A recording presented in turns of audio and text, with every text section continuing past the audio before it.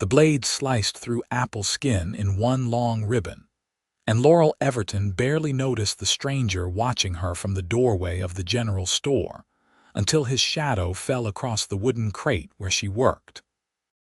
Independence, Missouri hummed with afternoon heat in the summer of 1876, and the scent of fresh apples mixed with dust from the street where horses kicked up small clouds with every step. Laurel had positioned herself in the shade of the store's overhang, her basket already half full of peeled fruit destined for the pies she would bake and sell tomorrow. At 22 years old, she had been supporting herself this way for 3 years now, ever since her father died and left her the small house on the edge of town with nothing but a solid roof and an apple tree that produced more fruit than she could ever eat alone. "That is some mighty fine peeling," the stranger said, his voice carrying a warm drawl that spoke of places further south. "Clean and quick." Laurel looked up, her hands never pausing in their work. The man stood tall, well over 6 feet, with dark hair that needed cutting and eyes the color of creek water after rain. He wore the dusty clothes of someone who spent more time in the saddle than anywhere else, and his boots had seen better days.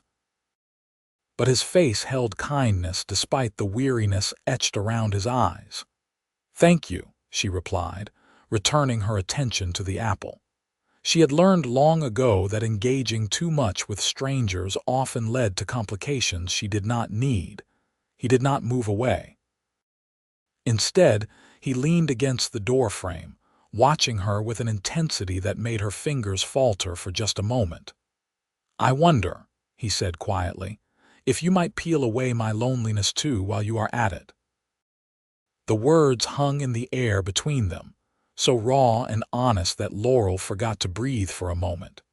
She set down her knife and really looked at him then, seeing past the dust and fatigue to the man underneath. There was something broken in his expression, something that called to the lonely places in her own heart. "That is quite a thing to say to a stranger," she managed, her voice softer than she intended. "I know it." He pushed away from the door frame and came closer, stopping a respectful distance away. "But I have been riding for 3 weeks straight, and in all that time, this is the first thing that has felt like home. You, sitting there peeling apples like my mama used to do. The smell of fruit and the promise of pie. I did not mean to be forward. I am just tired, I suppose." Laurel studied him, her practiced eye taking in the details. His gun belt was worn but well maintained. His hands bore the calluses of hard work, and despite his obvious exhaustion, he held himself with dignity. "What brings you to Independence? Work, I hope." He removed his hat, revealing hair matted from hours beneath its brim. "Name is Jackson Quincy. I heard the railroad is hiring security, and I have experience keeping things safe." Laurel Everton. She picked up another apple, but her movements had slowed. "The railroad office is 2 streets over near the hotel. I appreciate the direction." He made no move to leave. "Those pies for selling, they are. I sell them at the Saturday market. Today being Thursday, I suppose I will have to wait." The corner of his mouth lifted in something approaching a smile. "Though if you needed any help with the peeling, I have been known to handle a knife fairly well." Something about his earnestness broke through her usual reserve. "You want to peel apples? I want to sit for a spell with someone kind, and if that means peeling apples, then yes, that is exactly what I want to do." Laurel found herself gesturing to the empty crate beside her. "There is another knife in my basket. The apples go in the bowl, the peels in that bucket for the Henderson's pigs." Jackson settled onto the crate with a grateful sigh, his long legs folding awkwardly in the small space. She handed him a knife and an apple, and for a few minutes they worked in companionable silence. His technique was rough but effective, and she found herself wanting to know more about this stranger who spoke of loneliness so freely. "Where are you from?" she asked, dropping another naked apple into the bowl. Texas originally. Little town outside San Antonio, but I have been moving north for the better part of a year now. He paused, his knife going still. Lost my wife to fever last winter, our daughter too. They went within days of each other, and I could not stay in that house anymore, could not walk those streets without seeing ghosts. The simple devastation in his words made Laurel's throat tighten. I am sorry. Thank you. He resumed peeling, his movements mechanical. I know it is not proper to speak of such things to a lady I just met, but I find I have lost my taste for pretending everything is fine. My heart is broken, Miss Everton, and I suspect it will stay that way for a good long while. But I am still breathing, still putting one foot in front of the other, and today that led me here. To watch a stranger peel apples. To watch a stranger peel apples, he agreed, and for the first time in months feel something other than grief. Even if it is just the simple pleasure of useful work and decent company. Laurel felt something shift in her chest, a recognition of shared understanding. I lost my father 3 years back. He was all I had left after Mama died when I was young. I know about the ghosts that follow you around, the way ordinary things become heavy with memory. Jackson looked at her then, really looked, and she saw her own loneliness reflected in his eyes. Then you understand why I am here peeling apples instead of checking into a hotel and washing off the trail dust like a sensible person. I do.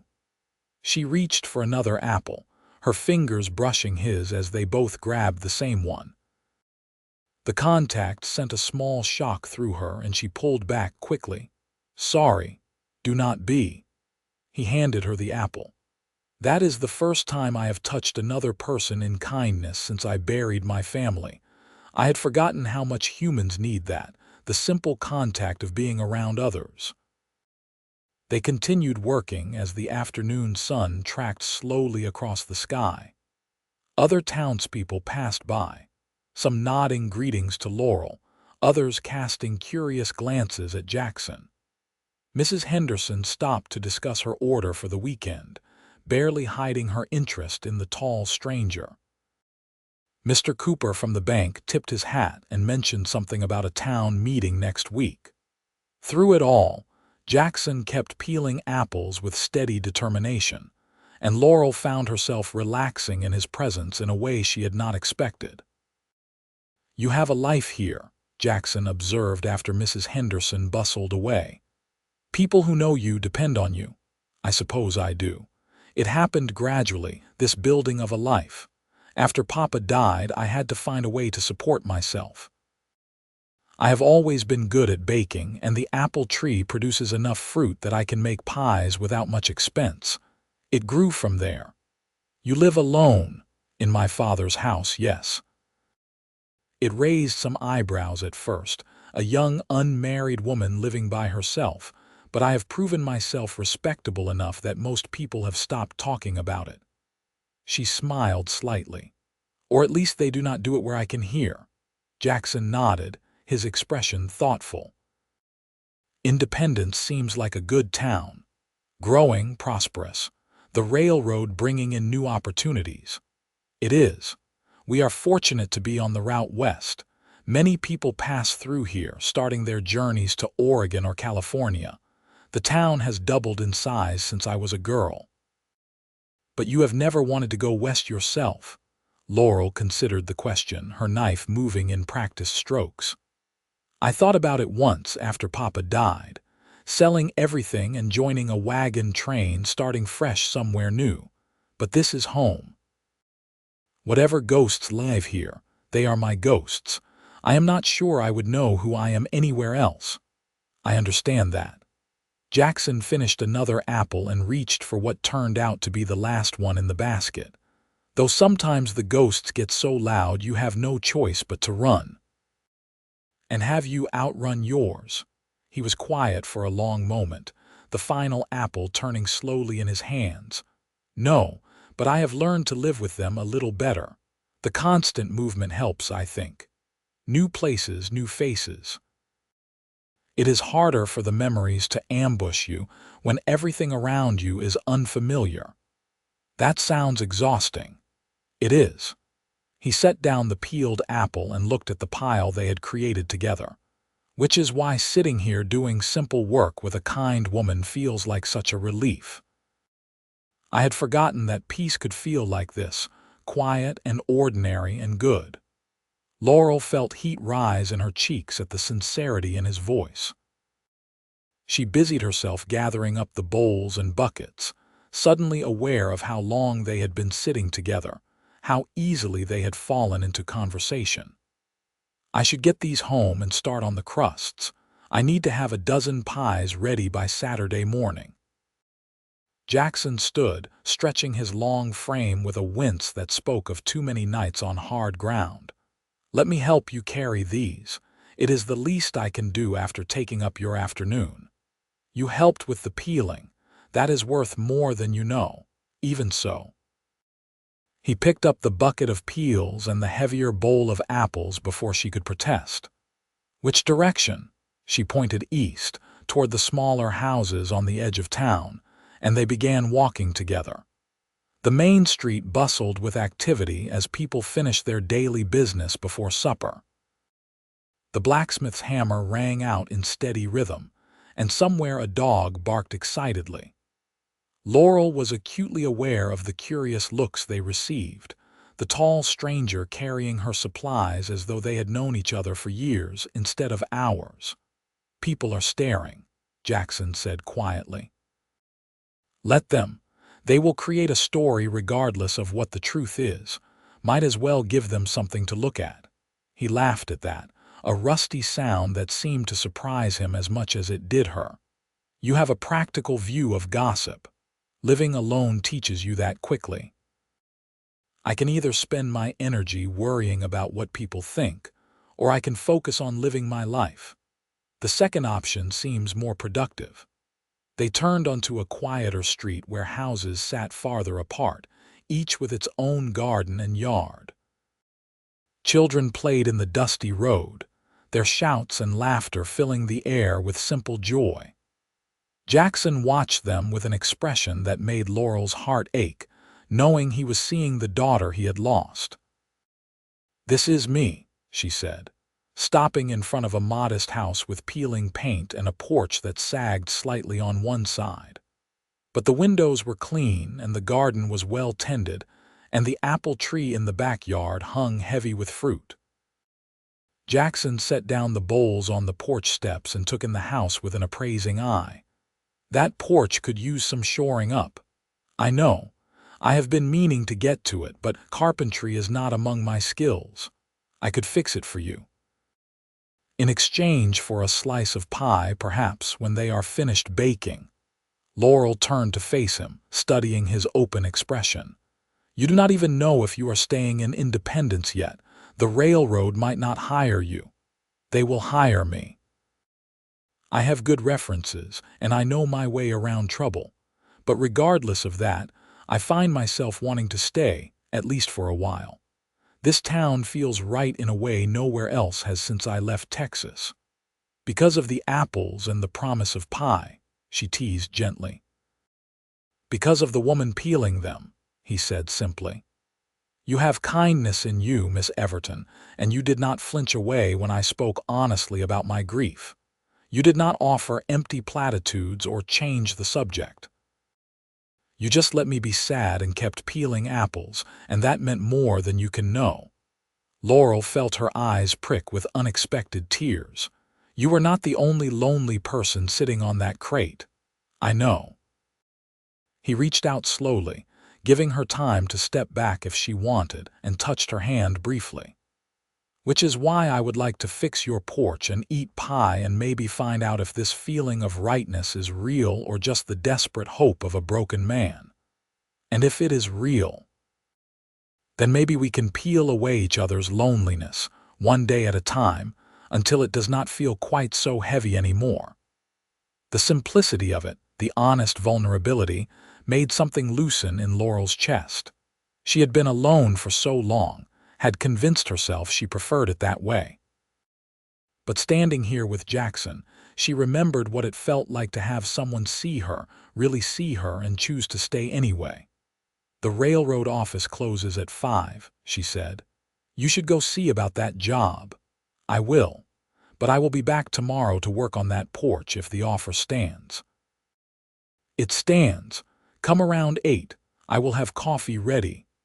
Jackson settled his hat back on his head and smiled at her, a real smile that reached his eyes and softened the hard lines of his face. 8 o'clock then. Thank you, Miss Everton, for the apple peeling and the conversation, and the reminder that there are still good things in this world worth staying for. He walked away before she could respond, his long stride carrying him back toward the main street and whatever future waited for him there. Laurel stood on her sagging porch and watched until he disappeared around the corner, her heart beating faster than it had in years. Inside, she set about making pie crusts with hands that trembled slightly. The routine work soothed her, the familiar process of cutting butter into flour, adding just enough water to bring it together. She had made hundreds of pies, maybe thousands, but tonight each motion felt significant, weighted with possibility. Tomorrow Jackson would come back. Tomorrow they would start building something between them, fragile as new pastry but real. That night, Laurel lay in her narrow bed and stared at the ceiling, remembering the sound of Jackson's laughter and the way his eyes had held hers when he spoke of loneliness. She thought about the wife and daughter he had lost, the grief that drove him north searching for peace. She understood that kind of pain, the way it hollowed you out and made you question whether you would ever feel whole again. But she also understood that healing happened in small moments, in shared work and honest words and the simple comfort of not being alone. If Jackson wanted to fix her porch and eat pie and see where this tentative connection led, well, she found she wanted that too. Wanted it with a fierceness that surprised her. Sleep came slowly, and when it did, her dreams were full of apples and laughter and a tall man with kind eyes who peeled away the loneliness, one careful strip at a time. Morning arrived with rooster crows and early sunlight streaming through her bedroom window. Laurel rose with a sense of anticipation she had not felt in years, taking extra care with her appearance as she dressed in a simple blue calico dress and braided her dark hair. She put coffee on to boil and checked her supplies, making sure she had everything she would need to finish the pies once the crusts were ready. At 7:15, she heard footsteps on the porch and opened the door to find Jackson standing there with a canvas bag of tools over his shoulder. He had cleaned up since yesterday, his hair still damp from washing, wearing a fresh shirt that showed he had indeed found a room somewhere in town. "Morning," he said, his voice warm. "I stopped by the lumber yard and bought some wood for the repairs, charged it to my account at the railroad." "So they hired you then?" "They did. I start Monday, riding security on the western routes. It is good pay and the work will keep me occupied." He set down his tool bag and looked at her with an expression that made her pulse quicken. "Which means I have 3 days to fix your porch and convince you that I am worth keeping around." "That is a lot of pressure for some simple carpentry," she said, but she was smiling as she handed him a cup of coffee. They worked through the morning, Jackson measuring and sawing while Laurel rolled out crusts and filled them with the apples they had peeled together.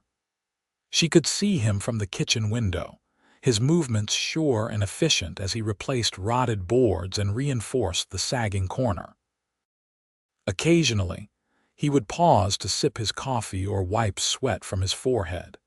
And once she caught him watching her through the window with an intensity that made her hands falter on the rolling pin.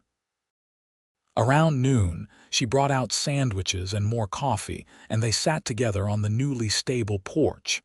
The repair was not quite finished, but already the improvement was dramatic. "You are good at this," Laurel observed, gesturing to his work. "My father was a carpenter."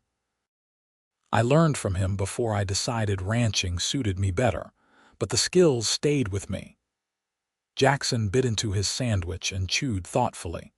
The railroad job will be good, but I find myself wanting to do more than just ride trains and watch for trouble.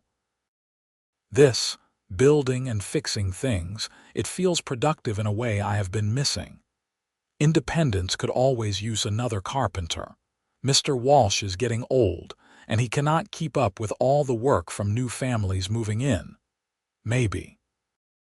Jackson looked out at the street, at the houses and gardens and the life happening all around them.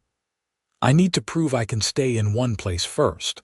I have been running for so long, I am not sure I remember how to be still.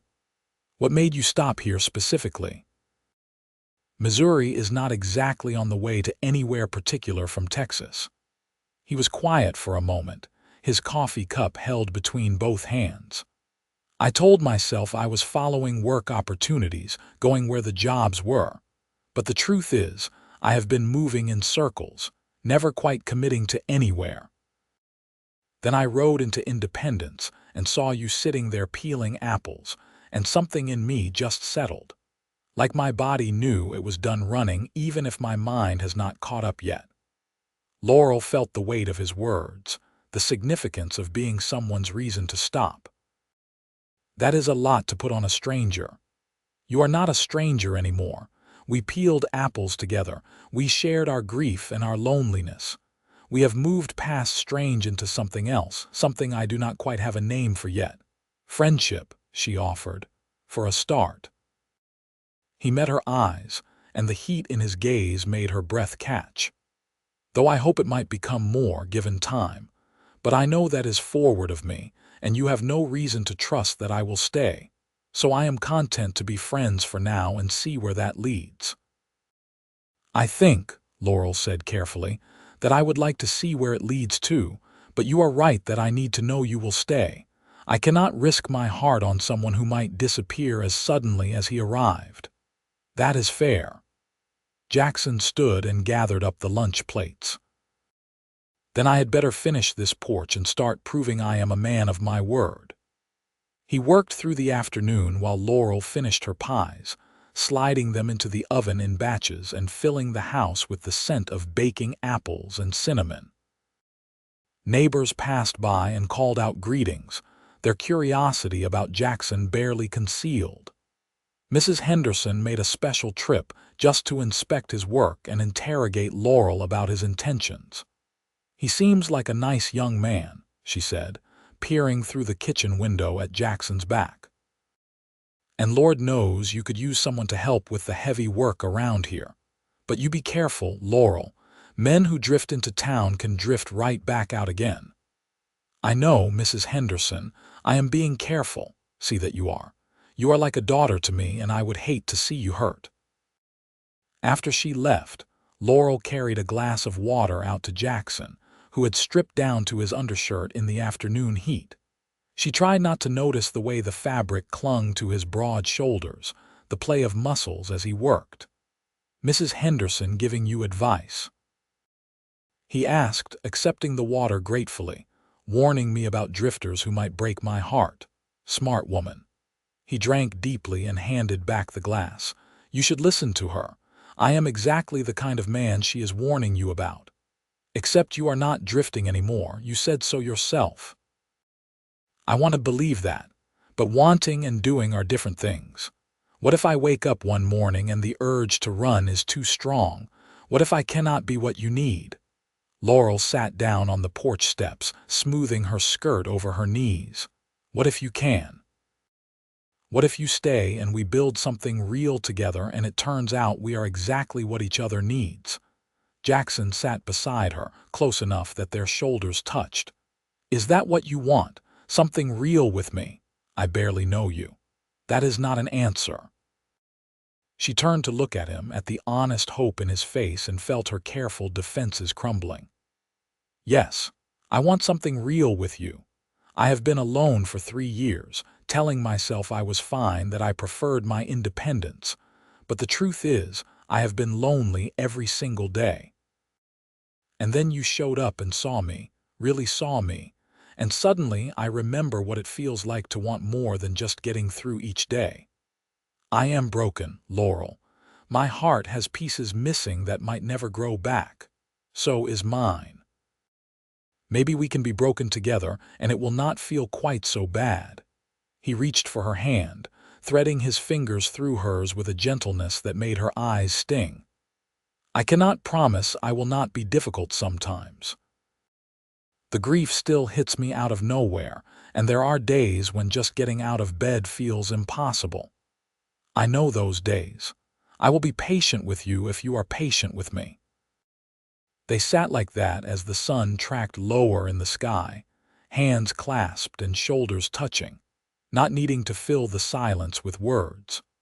The porch was nearly finished. The pies were cooling on the kitchen counter, and something fragile but real was growing between them. Jackson squeezed her hand gently. I should finish up before I lose the light, but thank you, Laurel, for taking a chance on a broken-down cowboy with more past than future. You have plenty of future, she said firmly, and maybe some of it will be with me.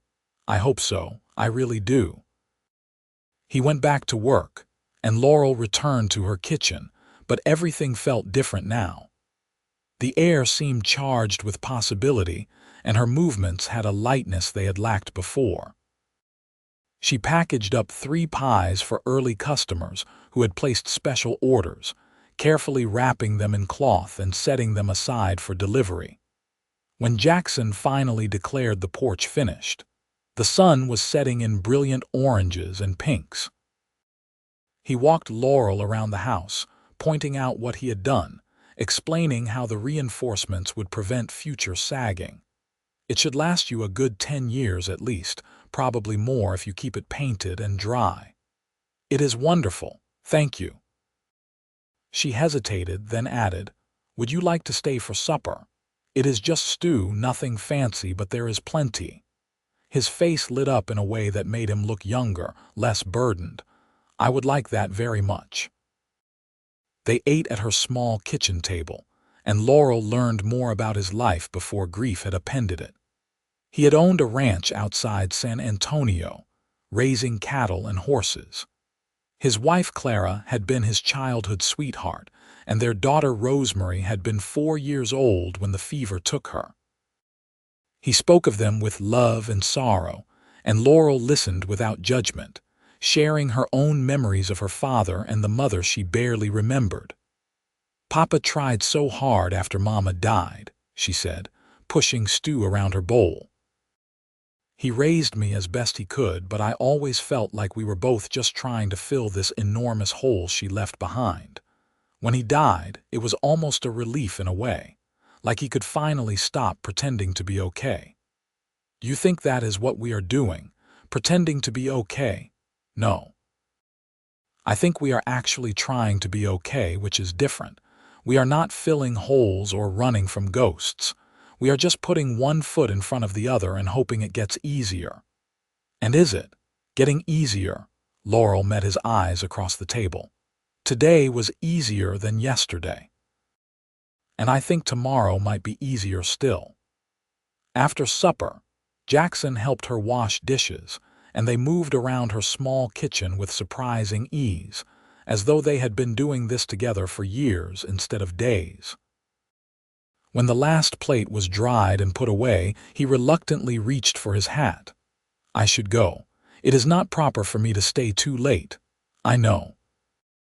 But she did not want him to leave, did not want to return to the empty house, and the quiet that would feel even heavier now that she knew what companionship could be. Jackson seemed to sense her hesitation. I will be at the Saturday market tomorrow. I want to see these pies that everyone is so excited about. They are just pies. They are your pies. That makes them special. He touched her cheek gently, his thumb brushing across her skin in a caress that made her shiver. Thank you for today. For letting me work and share a meal and feel like maybe I could have a home again. Thank you for fixing my porch, and for the conversation, and for being exactly who you are. He leaned down slowly, giving her every chance to pull away, and kissed her forehead with infinite tenderness. "Good night, Laurel. Good night, Jackson." She stood on her newly repaired porch and watched him walk away into the gathering darkness, her heart full of something she was afraid to name but too hopeful to deny. Saturday morning dawned bright and clear, perfect weather for the weekly market that brought the whole town together in the square. Laurel loaded her wagon with pies, carefully cushioned so they would not slide during the short journey. She had outdone herself this week, making not just her usual apple pies but also 2 cherry pies from preserved fruit, and a special apple crumb that she had stayed up late perfecting. The market square buzzed with activity as vendors set up their stalls. Farmers displayed vegetables and eggs, craftsmen showed their wares, and the air filled with the mingled scents of fresh bread, flowers, and livestock from the animal pens at the far end. Laurel claimed her usual spot near the center and arranged her pies on the table, covering them with a clean cloth until the official opening. She saw Jackson before he saw her. He stood near the edge of the square talking to a group of men she recognized as railroad workers, his posture relaxed but alert. He looked different in the morning light, more settled somehow, as though the restlessness that had driven him north was finally easing. Then he turned and spotted her, and the smile that spread across his face made her pulse quicken. He excused himself from the conversation and made his way through the growing crowd to her stall. "Morning," he said, his eyes taking in the array of pies. "These look incredible. Wait until you taste them." She uncovered the pies with a flourish, revealing perfectly golden crusts and decorative vents that let steam escape in artistic patterns. "You are an artist. I am a baker. There is a difference." "I disagree." He pulled a coin from his pocket. "I want one of those apple crumb pies, the whole thing." "Jackson, that is too much. Let me give you a slice." "No, I want to take the whole pie to the boarding house and share it with the other men. They have been kind to me, helping me settle in. This would be a good way to thank them." He placed the coin on the table, more than the pie was worth. "And I want to brag that I know the woman who makes the best pies in Independence." Heat rose in Laurel's cheeks, but she carefully boxed up the pie and handed it to him. "You have not even tasted it yet." "I do not need to. I can tell just by looking that it will be perfect." He leaned closer, lowering his voice. "Can I see you after the market closes? I know a place by the river that is peaceful. We could walk there, talk some more." "I would like that." "Good." He straightened, raising his voice back to normal volume. "I will come by your stall at closing time then. Enjoy your day, Miss Everton." She watched him rejoin the railroad workers, showing off his pie with obvious pride, and felt a warmth spread through her chest that had nothing to do with the morning sun. Around her, the market came fully alive as customers began browsing the stalls. Mrs. Henderson arrived to collect her standing order of 2 pies, clucking approvingly when she saw Jackson's retreating back. "He seems smitten," she observed. "We are just getting to know each other." "That man looks at you like you hung the moon, dear. I know smitten when I see it." The morning passed in a blur of sales and conversations. Laurel's pies were popular as always, and by noon she had sold all but 3. She kept 1 apple pie aside for herself and Jackson's walk later, and let the remaining 2 go to late customers who looked disappointed to find her nearly sold out. Jackson appeared as she was packing up her wagon, right on time. He had changed into cleaner clothes and looked freshly scrubbed, his hair still damp at the edges. "Ready for that walk?" he asked, taking the handles of her wagon without being asked and pushing it toward where her horse waited.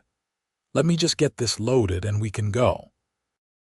Together they secured her baskets and supplies, moving with the easy coordination they seemed to have developed naturally. Once everything was stowed, Jackson offered his arm and Laurel took it, feeling the solid strength of him through his sleeve. They walked through town toward the river that ran along Independence's southern edge. The path was well worn from frequent use, lined with cottonwood trees that provided shade from the afternoon heat. Other couples strolled the same route, and children played in the shallows under watchful parental eyes. Jackson led her to a quieter spot upstream, where a fallen log made a natural bench overlooking the water.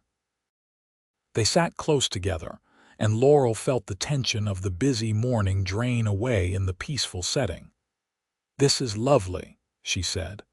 "I have lived here my whole life, and I do not think I have ever come to this exact spot.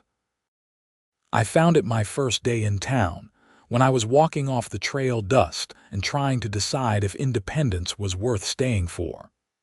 He picked up a smooth stone and skipped it across the water's surface.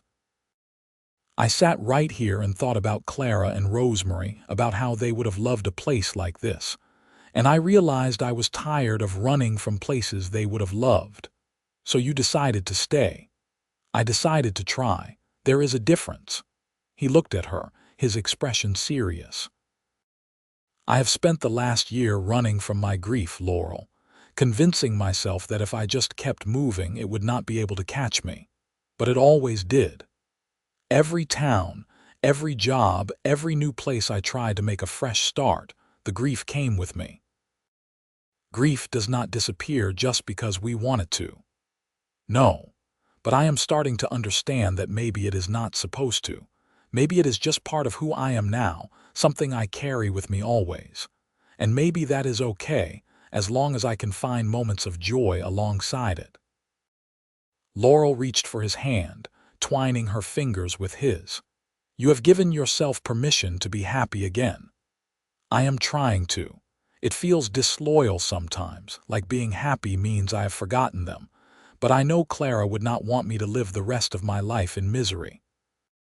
She would want me to find love again, to build a new family if I could." "Do you want that? A new family?" Jackson turned to face her fully, his eyes searching hers. "I want to find out if what I am feeling for you is real. I want to court you properly, spend time getting to know you, see if this connection we have grows into something lasting. And if it does, then yes, someday I would like a family again. Children running around that house of yours, laughter filling the rooms. But only if that is what you want too." Laurel's heart hammered in her chest. They had known each other for barely 2 days, and yet what he was describing felt right in a way nothing else had in years. "I want that. I want all of that. But Jackson, we need to be practical. We barely know each other." "Then let us change that. Let me court you properly. I can come by on Sunday for church and walk you home after.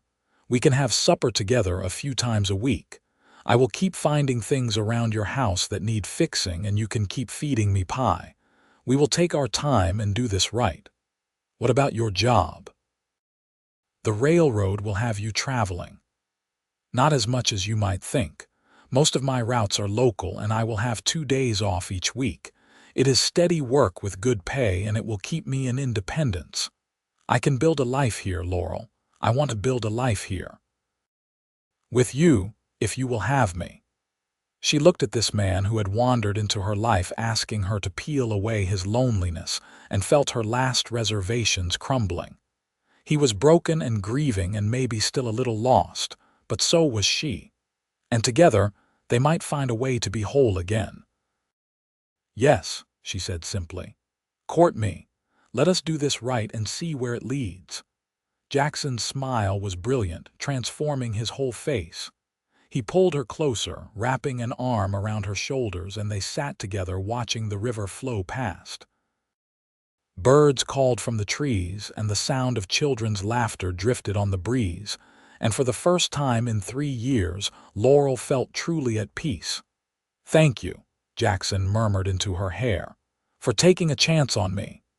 Thank you for stopping long enough to give me that chance." They stayed by the river until the sun began its descent, talking about everything and nothing. learning the contours of each other's lives. Jackson told her about growing up in Texas, about learning to ride before he could properly walk, about the ranch he had built with his own hands. Laurel shared memories of her childhood, of her father's patient teaching and her mother's recipes that she still used for her pies. "She would have liked you," Laurel said. "Mama. She always said the measure of a man was how he handled hardship, whether it made him bitter or better. You have chosen better, even though it would be easier to be bitter. Some days I am bitter. Some days I wake up angry at God and the world and the fever that took my family. But those days are getting fewer, and days like today are becoming more common." "We will have hard days ahead," Laurel warned. "Both of us. The grief will not just disappear." "I know, but we will face them together, and that makes all the difference." As twilight painted the sky in shades of purple and gold, they walked slowly back to town. Jackson kept his arm around her waist, and Laurel leaned into his solid warmth, marveling at how natural it felt to be close to him. At her door, he kissed her cheek with the same tenderness he had shown before, his lips lingering just a moment longer than strictly proper. "I will see you at church tomorrow," he said. "And then I thought we might have dinner at the hotel. Let the whole town see that I am courting you properly." "That will set tongues wagging. Let them wag. I want everyone to know my intentions are honorable." After he left, Laurel floated through her evening routine, her mind replaying every moment of the day. She prepared for bed with a lightness she had not felt in years, and when she finally slept, her dreams were full of rivers and laughter and a future that suddenly seemed bright with possibility. Sunday morning found her up early, pressing her best dress and fixing her hair with extra care. When Jackson arrived to walk her to church, he wore a suit that showed he had come prepared for proper courting, and the look in his eyes when he saw her made her breath catch. Church services were held in the white clapboard building at the center of town, and by the time Laurel and Jackson arrived, the pews were already filling with families. She felt the weight of curious stares as they walked down the aisle together, but Jackson's hand at the small of her back gave her confidence. They slid into a pew near the middle, and Laurel nodded greetings to her neighbors while trying to ignore the whispers. Reverend Thompson delivered a sermon about new beginnings and God's grace, and Laurel could not help but feel it was perfectly timed.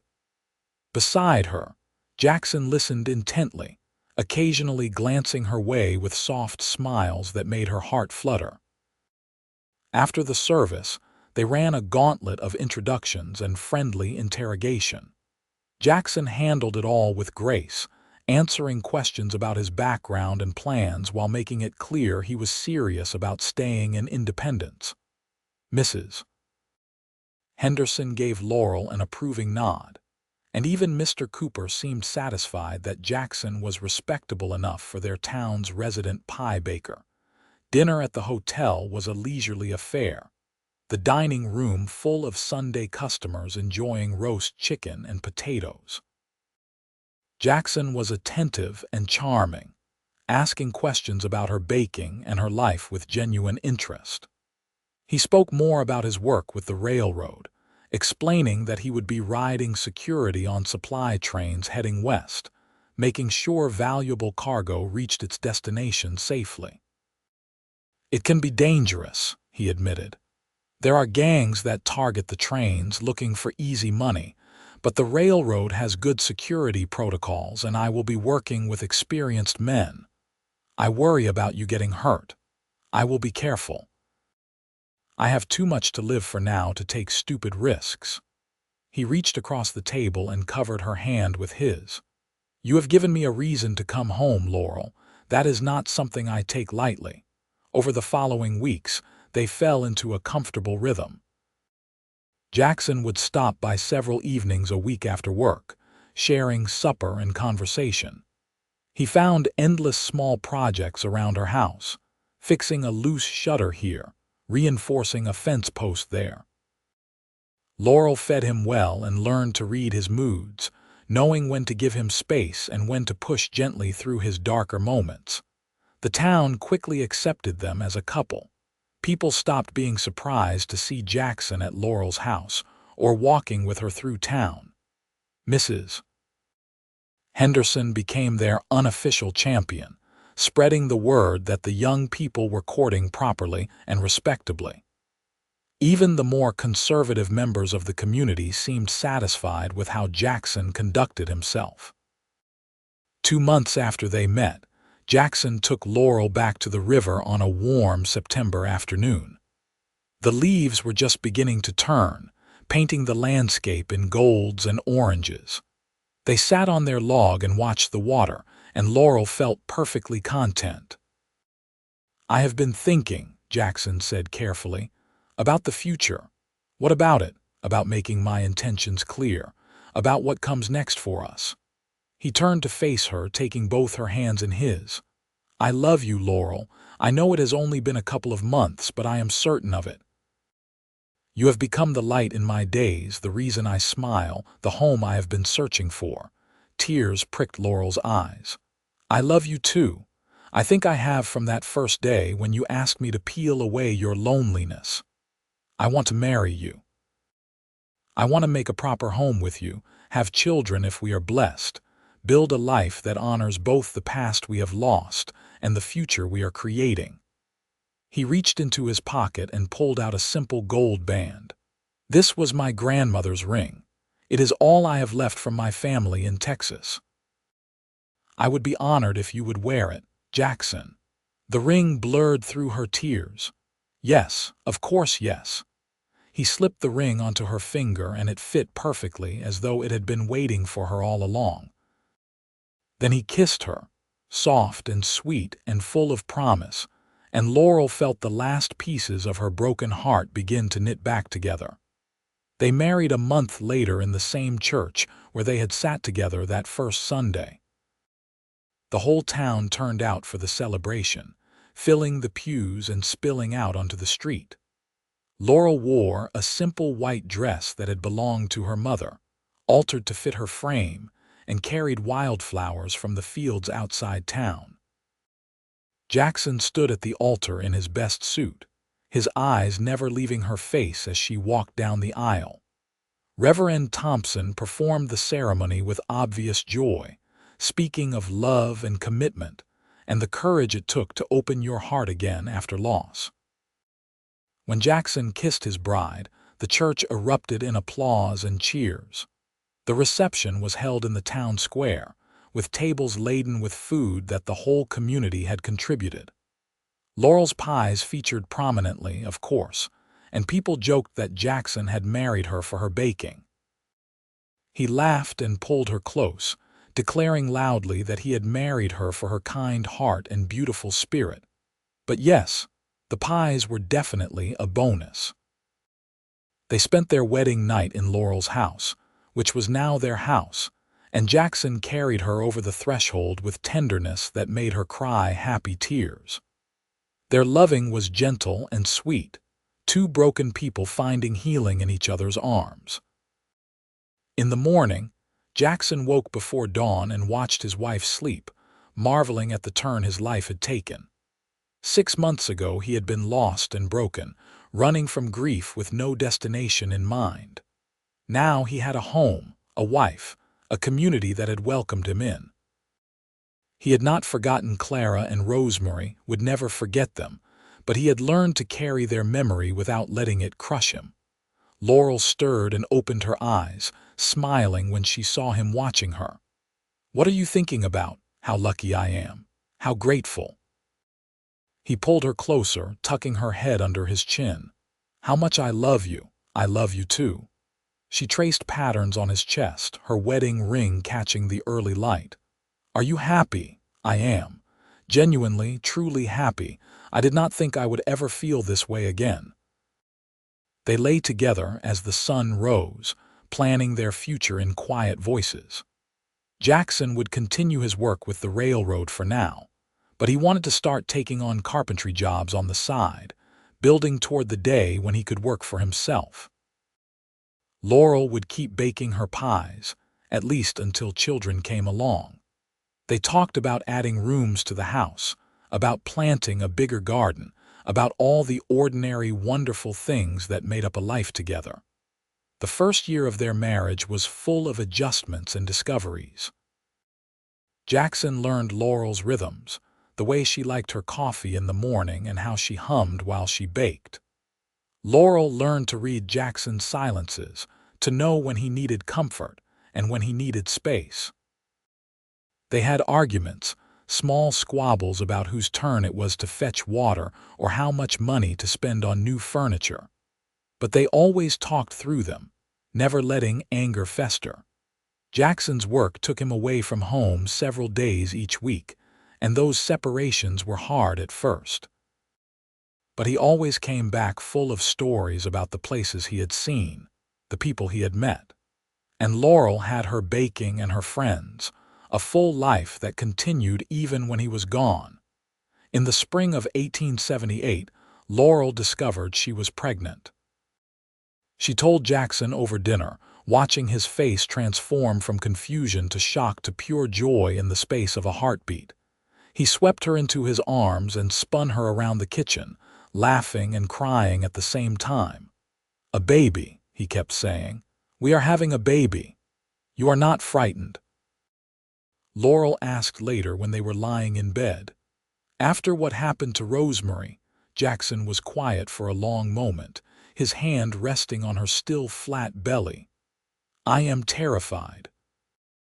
Every time I let myself imagine holding our child, I also imagine losing them, and it makes me want to lock you away somewhere safe until the baby is born grown. But I cannot live in fear, Laurel. We cannot let the past steal our joy in the present.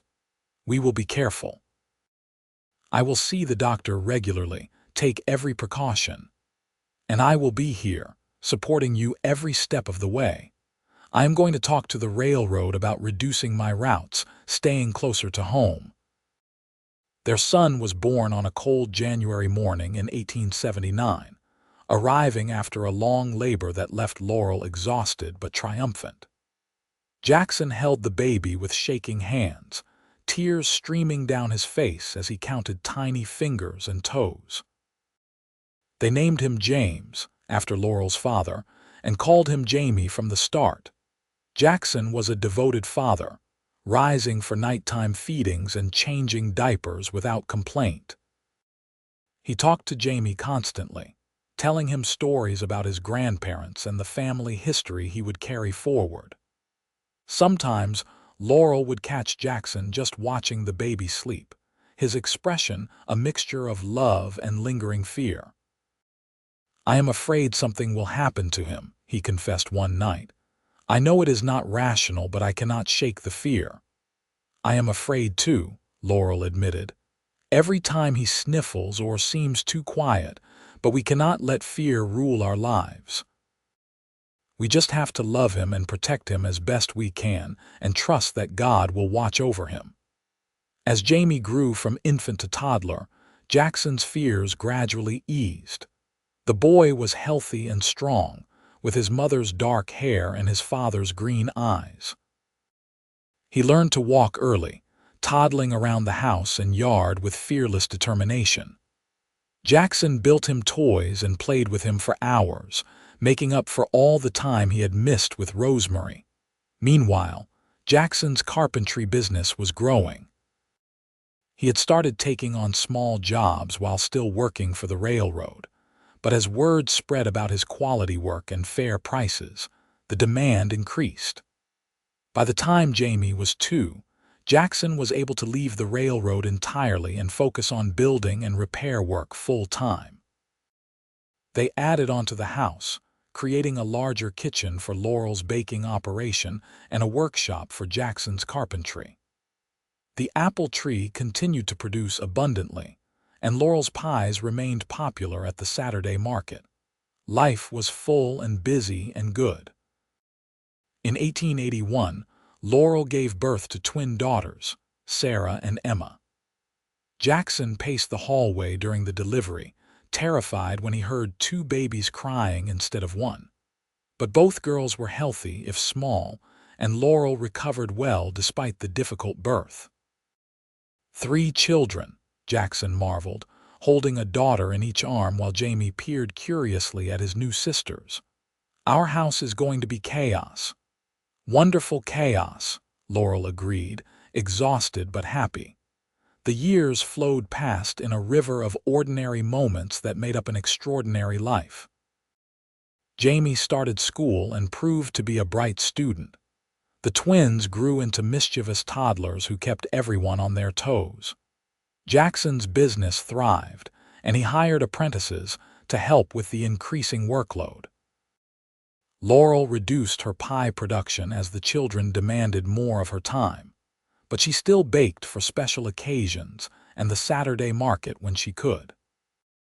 They celebrated holidays and birthdays, weathered illnesses and injuries, supported each other through the small tragedies and great joys that filled their days.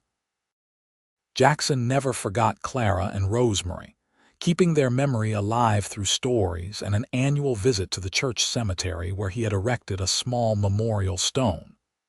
But the sharp edge of his grief had dulled over the years, becoming a bittersweet ache rather than a consuming pain. On their 10th wedding anniversary in 1886, Jackson took Laurel back to the river where he had proposed. Their children were spending the day with Mrs. Henderson, giving them rare time alone. They sat on their log, now weathered and worn, and watched the water flow past just as they had a decade earlier. "You remember that first day?" Laurel asked, leaning against Jackson's shoulder. "When you asked me to peel away your loneliness. I remember everything about that day. The way the sun caught in your hair, the careful way you handled the apples, the kindness in your eyes when I told you about my grief." He kissed the top of her head. "I was so lost, and you gave me a reason to be found. We found each other. I was just as lost, just better at hiding it. Look at us now. 3 children, a thriving business, a home full of love and laughter. Sometimes I have to pinch myself to believe it is real. It is real. We made it real one day at a time, one choice at a time." Jackson pulled her closer, and they sat in comfortable silence, watching the river and reflecting on the life they had built together. The years had been kind to them both. Jackson's hair showed threads of silver now, and lines crinkled around his eyes from years of smiling. Laurel had softened with motherhood, her face fuller, her movements slower but no less graceful. "What do you want for the next 10 years?" Jackson asked. "What dreams are left to chase?" Laurel considered the question carefully. "I want to watch our children grow into good people. I want to add on to the house again, maybe build Jamie his own room now that he is getting older. I want to keep baking pies and hosting Sunday dinners for the whole family. I want to grow old with you and never take for granted how lucky we are." "That sounds perfect. Though I might add one more thing." "What is that?" "I want to build you a real bakery. A proper kitchen with a commercial oven where you can bake as many pies as you want without tripping over children and toys. You could hire help, maybe train some of the young women in town. Make it a real business instead of just a side venture." Laurel sat up and looked at him in surprise. "That would be expensive. A huge investment. We can afford it. The carpentry business is doing well, and I have been saving for something special." "What could be more special than supporting your dreams, Jackson?" She felt tears prick her eyes. "You would do that for me. I would do anything for you. You took a lonely, broken man and gave him a reason to live again. The least I can do is build you a bakery."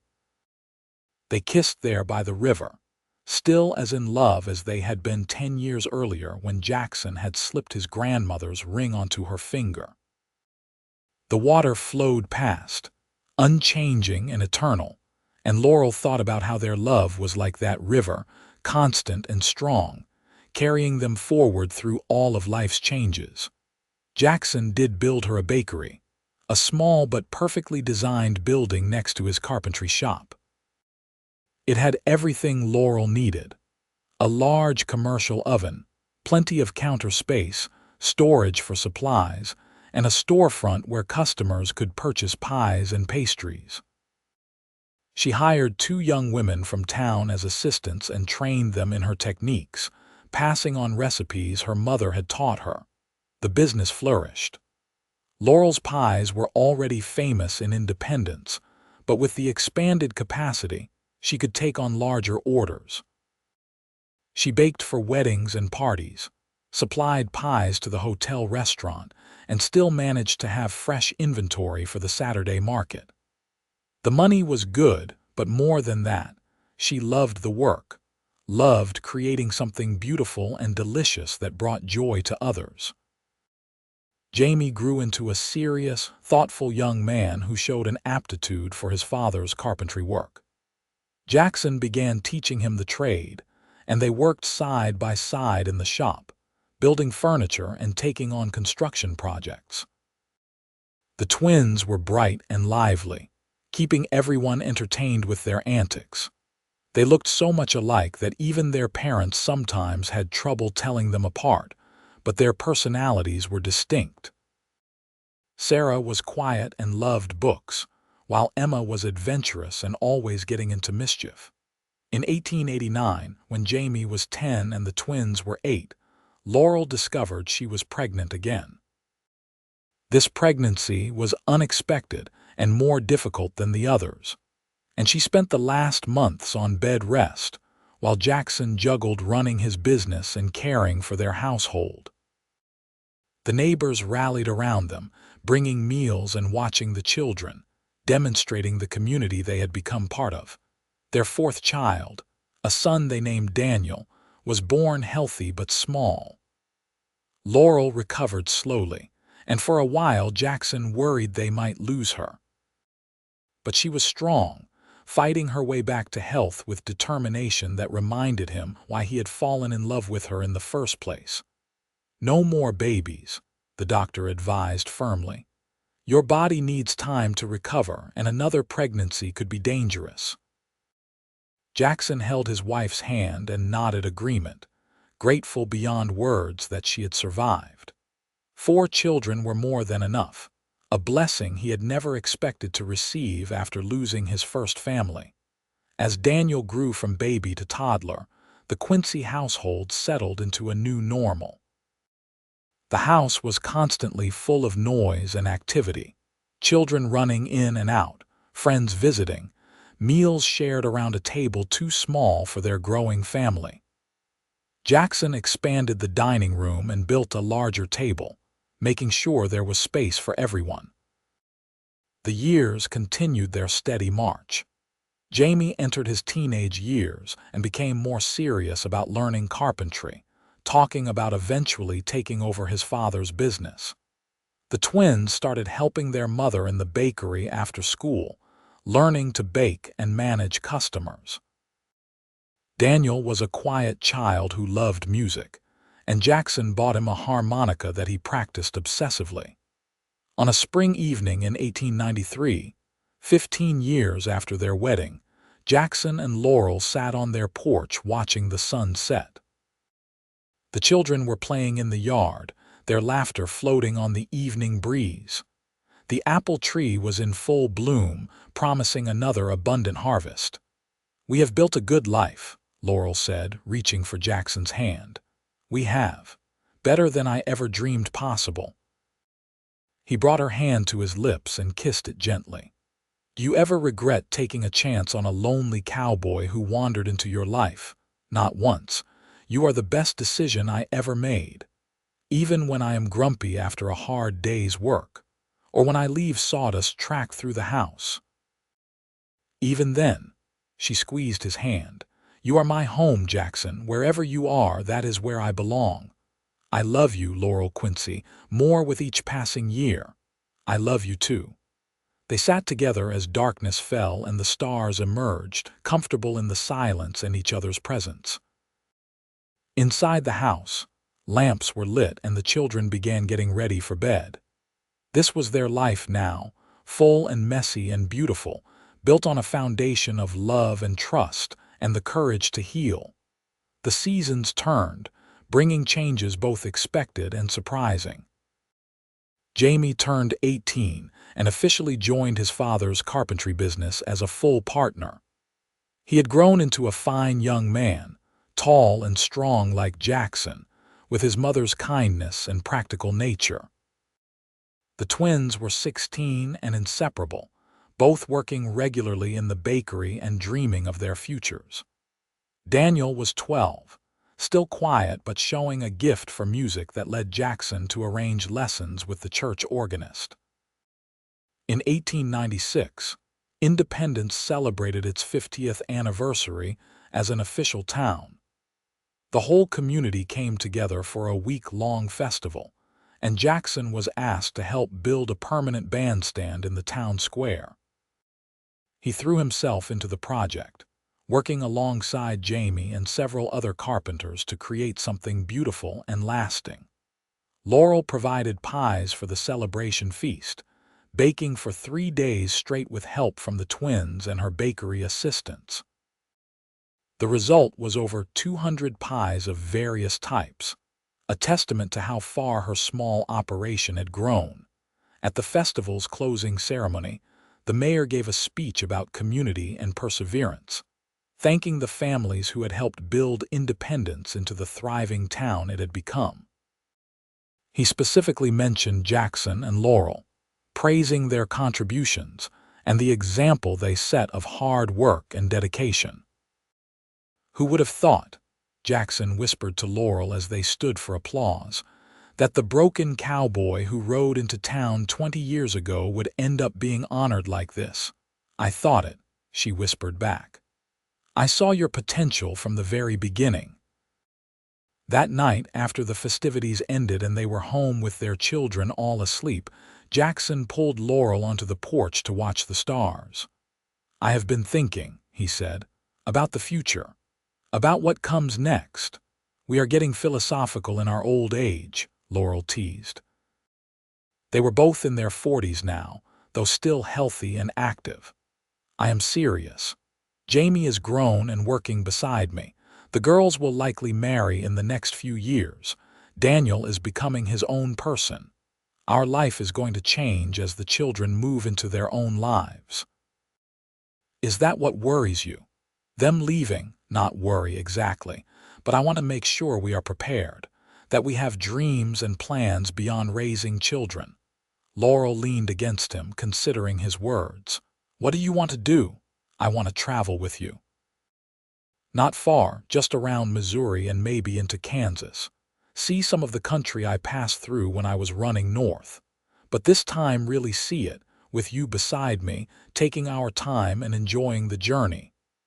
"I would like that. We could visit other towns, see how their bakeries operate, maybe find new ideas for the business. And I could look at different building techniques, see how other carpenters work. We could make it educational and romantic at the same time." They began planning their first trip, a week-long journey to Kansas City planned for the following spring. The children were old enough to manage without them for a short time, and both businesses could survive a brief closure. It felt adventurous and slightly dangerous, like they were young again instead of middle-aged parents. The trip was everything they hoped for and more. They stayed in hotels, ate at restaurants, visited museums and markets. Jackson bought Laurel a new dress, and she bought him a pocket watch. They held hands while walking through unfamiliar streets and talked late into the night about their hopes and dreams. "This is our second beginning," Jackson said on their last night away. "The first was when we met and built our life together. The second is now, choosing each other again as we enter this new phase." "I choose you," Laurel said simply. "Today, tomorrow, always." They returned home refreshed and full of stories, their love for each other deepened by the shared experience. The children greeted them with enthusiasm, and life returned to its normal rhythm. But something had shifted. a recognition that their relationship existed independent of their roles as parents, that they needed to nurture their marriage as carefully as they had raised their children. In 1898, Sarah met a young banker named Thomas Wright at a church social. He began courting her with Jackson's permission, and by Christmas, they were engaged. The wedding was planned for the following June, and Laurel threw herself into preparations with enthusiasm. "Our little girl is getting married," she said to Jackson one evening as they reviewed the guest list. "She is not so little anymore. None of them are. Does it make you sad, watching them grow up and leave?" Jackson considered the question carefully. "Bittersweet, I suppose. I am proud of the people they are becoming, but I miss the days when they were small and needed us for everything. Time moves so fast. We still have Daniel at home for a good while yet, and there will be grandchildren eventually." Grandchildren. Jackson smiled at the thought. "That is going to make us sound old. We are getting old. But I do not mind it, not when I am getting old with you." Sarah's wedding was a beautiful affair, the church decorated with flowers from every garden in town. She was a radiant bride, and Thomas looked at her with such obvious love that Jackson felt his eyes sting with happy tears. Laurel cried openly, clutching Jackson's hand as they watched their daughter marry. At the reception, Jackson danced with Sarah, holding her carefully as they moved around the floor. "You will always be my little girl," he told her, "no matter how grown-up you become. I know, Papa. And you will always be my hero, the man who showed me what a good husband should be. Thomas is a good man. He will take care of you. I know. But I am still glad I can come home whenever I want, that you are just across town." A year later, Emma announced her engagement to a school teacher named Robert Fisher. Her wedding followed Sarah's pattern, another joyful celebration of love and family. Jamie began courting a girl named Margaret Ellis, and Jackson could see another wedding on the horizon. "3 down, 1 to go," Laurel joked as they watched Jamie and Margaret together at a church picnic. "Do not be in such a hurry. I am not ready for all our children to be married yet." But time moved at its own pace, indifferent to parental wishes. Jamie married Margaret in 1901, and suddenly the house that had been so full of children and chaos was quiet, home to just Jackson, Laurel, and Daniel. Daniel was 16 now, serious about his music, and talking about studying in St. Louis under a renowned teacher. The thought of their youngest leaving filled both Jackson and Laurel with mixed emotions, but they knew they could not hold him back from pursuing his dreams. "When did we get so old?" Jackson asked one evening as they sat on their porch, the same porch he had repaired 25 years earlier. "We are not old, we are seasoned, like good wood that gets better with age." He laughed and pulled her close. "I like that, seasoned. And we have so much life left to live. Grandchildren to spoil, businesses to run, trips to take. This is not an ending, Jackson. It is just another beginning." She was right, of course. Within 2 years, both Sarah and Emma had given them grandchildren, beautiful babies who filled the empty spaces in their hearts. Jamie and Margaret announced they were expecting as well, and suddenly family gatherings were full of new life and joy. Jackson proved to be a doting grandfather, building toys and playing games with infinite patience. Laurel baked special treats and told stories, passing on family history to the next generation. They babysat regularly, giving their children breaks and reveling in the time with their grandchildren. Daniel left for St. Louis in 1903, but he wrote home weekly and visited during holidays.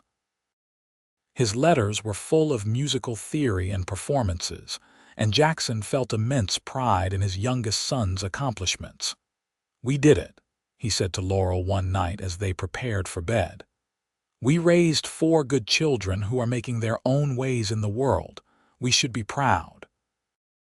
I am proud of them and of us. We took our broken pieces and built something beautiful. You are beautiful." He pulled her into his arms, and even after 25 years of marriage, the touch of her still made his heart race. "More beautiful now than the day I met you." Flatterer. Truth teller. He kissed her softly. "I love you, Laurel. Thank you for choosing me all those years ago. Thank you for asking me to peel away your loneliness. It was the best question anyone ever asked me."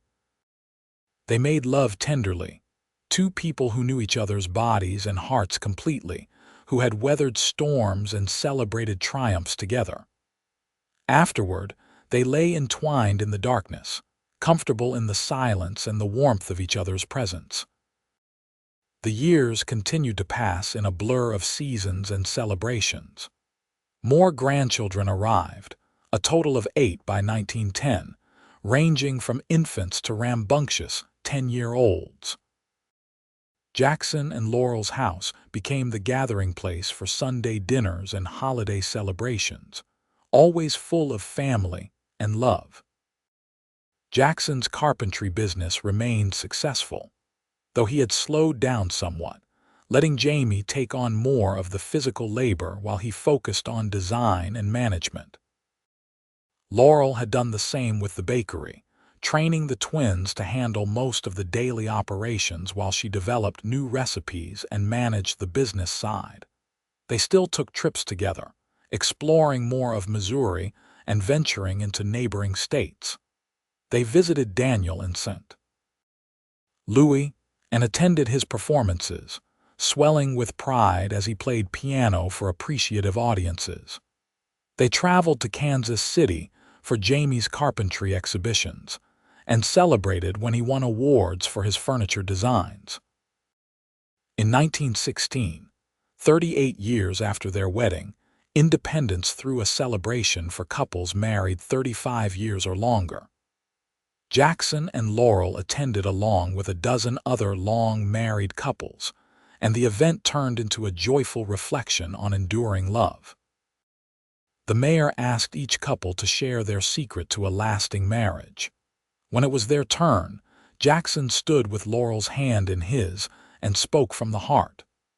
38 years ago, I rode into Independence as a broken man running from grief. I had lost my first wife and daughter, and I thought my heart was too damaged to ever love again. Then I saw this woman peeling apples for pie, and I asked her to peel away my loneliness too. Somehow, miraculously, she said yes. He looked down at Laurel, his eyes shining. The secret to our marriage is simple. We choose each other every single day. When times are hard, when grief threatens to overwhelm us, when the ordinary frustrations of life pile up, we choose to love each other anyway. We choose forgiveness and grace and patience. We choose to be partners in every sense of the word, and that has made all the difference. The room erupted in applause, and Laurel stood to kiss her husband, not caring who was watching. They had earned this moment, this recognition of what they had built together. That night, lying in bed with moonlight streaming through the window, Laurel traced the lines of Jackson's face with gentle fingers. "You are still the man who asked me to peel away your loneliness. And you are still the woman who saw past my brokenness to the man I could become." We healed each other. We did. We do every day. They fell asleep wrapped in each other's arms, two hearts beating in synchronized rhythm, a testament to the healing power of love and the courage to try again. The 1920s brought new changes and challenges. The country was transforming rapidly. Automobiles replacing horses, electricity becoming common, the pace of life accelerating. Jackson and Laurel, now in their 60s, found themselves navigating a world that looked very different from the one they had built their life in. But some things remained constant. Their love for each other, their commitment to family, their deep roots in independence. They adapted to change while holding on to what mattered most, finding balance between progress and tradition. Jamie had fully taken over the carpentry business and was modernizing it, incorporating new tools and techniques, while maintaining the quality craftsmanship his father had taught him. The twins ran the bakery with similar innovation, adding new products while keeping Laurel's traditional recipes. Daniel had become a respected musician and teacher in St. Louis, but visited home regularly, often performing concerts in Independence that drew crowds from surrounding towns. The grandchildren were growing up, the oldest approaching adulthood. Jackson and Laurel watched with pride as this new generation prepared to make their own marks on the world. Some showed interest in the family businesses, while others pursued different paths. All carried forward the values of hard work, integrity, and family that had been instilled in them. In the summer of 1926, Independence threw a massive celebration for its 80th anniversary. Jackson and Laurel, now considered town elders, were asked to participate in the ceremony. They rode in a place of honor in the parade, waving to crowds that included their children, grandchildren, and countless friends accumulated over nearly 50 years in town. "We have lived a good life here," Jackson said as they watched the festivities from the reviewing stand. "The best life. I cannot imagine it any other way. No regrets, none." Jackson thought about the young man he had been, broken and lost, riding north with no clear destination. He thought about the moment he saw Laurel peeling apples and felt something in him recognize home. He thought about the family they had built, the love they had shared, the community they had helped create. "No regrets," he said firmly. "Every choice, every challenge, every moment of joy and sorrow has led us here. I would not change a single thing." That fall, Laurel became ill with pneumonia. Jackson sat by her bedside for 3 weeks, holding her hand and telling her stories of their life together, willing her to fight. The children took turns staying with them, and the house was full of worried faces and whispered prayers. "You cannot leave me," Jackson told her during one of their rare moments alone. "We still have so much life left to live together." "I am trying," she whispered, her voice weak. "But I am so tired, Jackson. I know. But please keep fighting. I am not ready to say goodbye." Whether it was his words, her own determination, or simply the will of God, Laurel began to improve. Slowly, painfully, she fought her way back to health. By Christmas, she was sitting up in bed and eating solid food. By New Year's, she was walking around the house with Jackson's support. By spring, she had regained most of her strength, though she tired more easily than before. "You scared me," Jackson admitted one evening as they sat on their porch watching the sunset. "I thought I was going to lose you. I scared myself, but I was not ready to leave you either. We have more time together yet." "How much more time do you think we have?" Laurel looked at him, at the man she had loved for nearly 50 years, and smiled. "Enough. However much God grants us, it will be enough because we will spend it together." They celebrated their 50th wedding anniversary in October 1928. All 4 children came home for the occasion, bringing their families with them. The house overflowed with people and laughter. 3 generations gathered to celebrate love and family. At the church ceremony renewing their vows, Jackson and Laurel stood before Reverend Thompson's successor and promised once again to love and cherish each other for all their remaining days. When Jackson kissed his bride, their grandchildren cheered and threw flower petals, and everyone agreed it was the most beautiful thing they had ever seen. At the reception afterward, Jackson pulled Laurel onto the dance floor, moving slowly to accommodate their aging bodies but with all the love and tenderness of their first dance 50 years earlier. 50 years, he marveled. It feels like both forever and no time at all. Time is strange that way, but I have loved every moment with you. Even when I was difficult, when the grief was too heavy and I was not much of a husband, even then. especially then, because those were the moments you needed me most. They danced until the music stopped, and then they danced some more, lost in each other and the memories of a lifetime shared. Around them, their family watched with tears and smiles, seeing the enduring power of true love. The years after their golden anniversary were quieter but no less full. They slowed down considerably, spending more time on their porch and less time in active work. Jamie ran the carpentry business entirely now, and the twins had long since taken over the bakery. Daniel had married a lovely woman named Helen and had children of their own. Jackson and Laurel became fixtures of the community, the couple everyone pointed to as an example of what love should look like. Young people came to them for advice, and they always welcomed visitors, sharing wisdom earned through decades of choosing each other every single day. On a warm afternoon in May 1932, Jackson and Laurel sat on their porch with a bowl of apples between them. At Laurel's suggestion, they were peeling them together just like they had done 54 years earlier on the day they met. "You remember what you said to me that day?"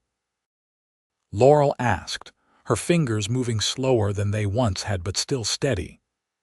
"I said a lot of things that day, most of them too forward for a stranger. You said peel away my loneliness too.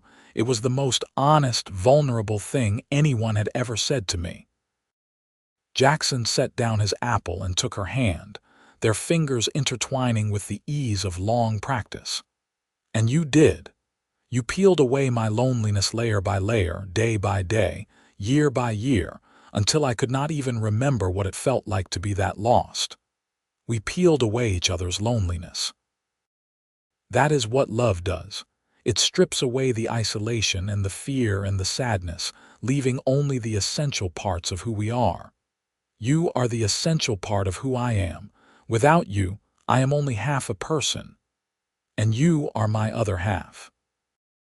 The piece I did not even know was missing until you arrived." They sat together peeling apples as the sun tracked across the sky, an old couple still deeply in love, still choosing each other, still finding joy in simple moments shared. Children played in the street, their laughter floating on the spring breeze, and somewhere a dog barked excitedly. Life continued all around them, full of noise and activity, but in their small bubble of peace, nothing existed except each other and the love they had built. Jackson lived to be 83 years old, and Laurel was with him when he passed peacefully in his sleep in the autumn of 1938. She held his hand and whispered words of love, thanking him for 60 years of partnership and devotion. Her heart broke with his passing, but it was a clean break, not the jagged wound of losing someone before their time.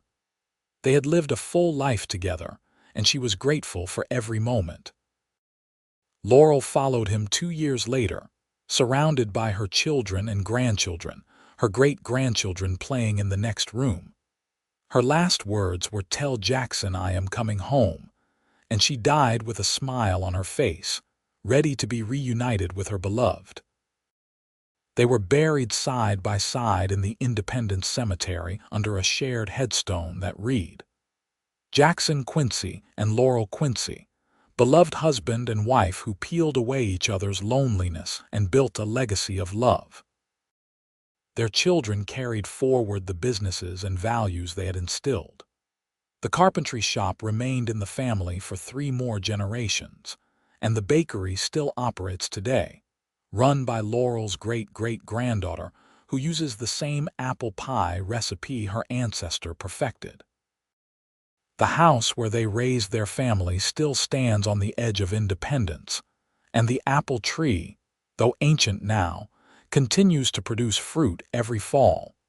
But their greatest legacy was not in businesses or buildings. It was in the example they set of choosing love in the face of loss, of being vulnerable enough to ask for help and brave enough to offer it. They showed that healing is possible, that broken hearts can love again, and that sometimes the most profound connections come from the simplest moments. Two lonely people met over apple peeling on an ordinary afternoon in 1876, and from that simple beginning built an extraordinary life.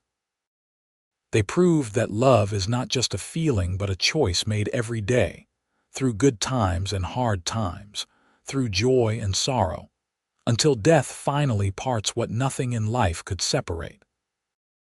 Their story became legend in Independence, passed down through generations as proof that true love exists, that loneliness can be overcome, and that sometimes all it takes is the courage to ask and the grace to answer yes.